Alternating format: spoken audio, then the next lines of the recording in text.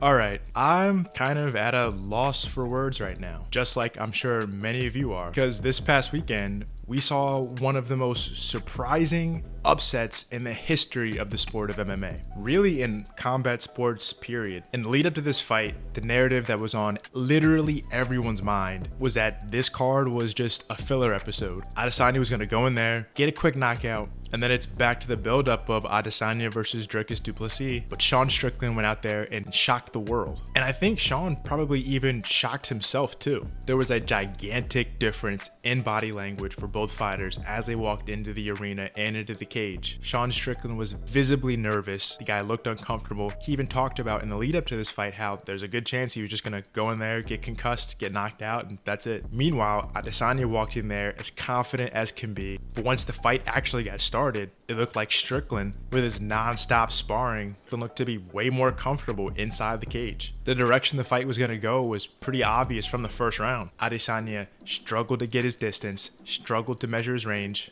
struggled to land pretty much anything. Strickland was just so good at managing the distance, staying on the edge of the pocket. The guy basically never really got hit. Not to mention that perfect timing for that straight right hand that put Adesanya down, the first knockdown in his entire MMA career. Adesanya again displaying how tough of a fighter he is, being able to get pretty much fully recovered immediately after Strickland swarmed him for the follow-up looking for the finish. But after that, it was just more of the same. Strickland was just the better fighter on the night. Strickland's defense is criminally underrated, and I had kind of thought this for a while now, but at the same time, when you see him go into a fight with Alex Pereira and get knocked out pretty much right away, kind of makes you wonder, is he able to still display that kind of high-level defense against high-level strikers?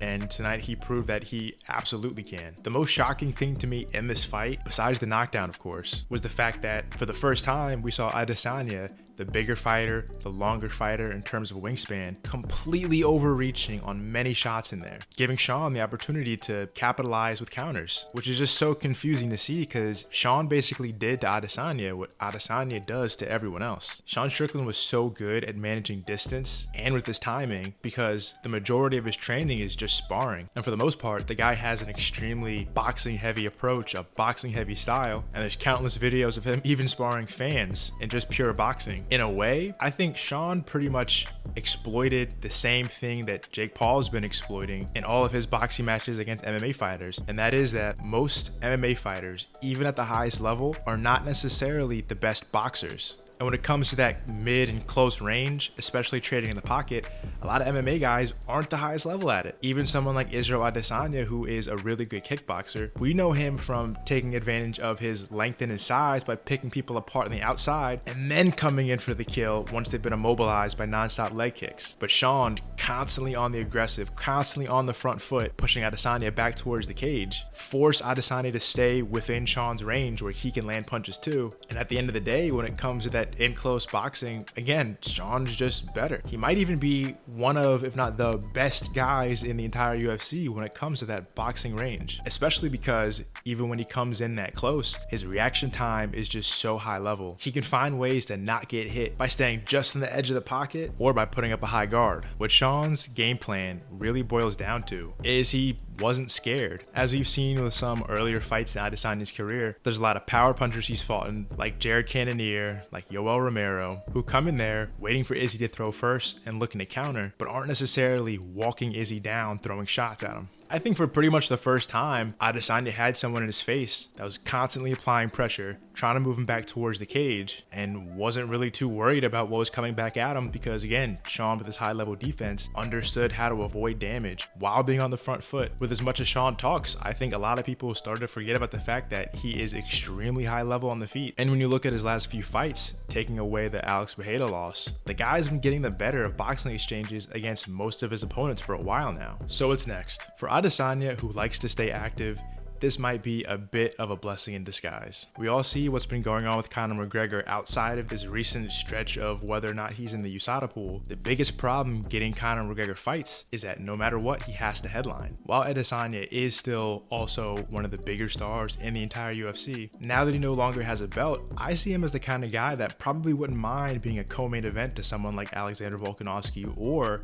for a Conor McGregor fight. And as much as I would like to see a rematch because I'm not exactly sure sure if we saw the best of Adesanya out there, it might not be a bad idea to let Sean Strickland fight someone else like Dricus du Plessis, or maybe the winner of Khamzat Chimaev and Paulo Costa. Because if Sean is able to get past someone like Dricus, or if Dricus goes in there and starches Sean, Adesanya is still at most one fight away from the title fight. It'll probably bring way more hype, way more fanfare to Adesanya's next title fight if he were to go out there and fight Strickland again, or fight Dricus, the guy who beat Adesanya. But in the meantime, there are still a lot of fun fights out there for Adesanya, especially if he wants to fight in a card like UFC 300. And with all that Adesanya has done in his career, though I'm sure he wants nothing short of title fights for the rest of his life as a fighter, I don't think it's a bad idea to go on a little bit of a run of just good, fun, exciting matchups. And as for Sean, I mean, there's really not much to talk about. The guy will fight absolutely anybody they put in front of him. That being said, I do wonder if it's more appealing to Sean to fight Adesanya again to maybe prove a point that he didn't just catch Izzy on an off night, that he actually is the better fighter. Or if he wants to fight someone like Khamzat Chimaev off of a win, considering the fact that Khamzat is kind of the boogeyman of the middleweight division, Sean might be the kind of guy that's crazy enough to call him out. All that being said, I am still in shock. This was one of the craziest upsets I've ever seen. I mean, it almost doesn't even feel real. But at the end of the day, in the UFC,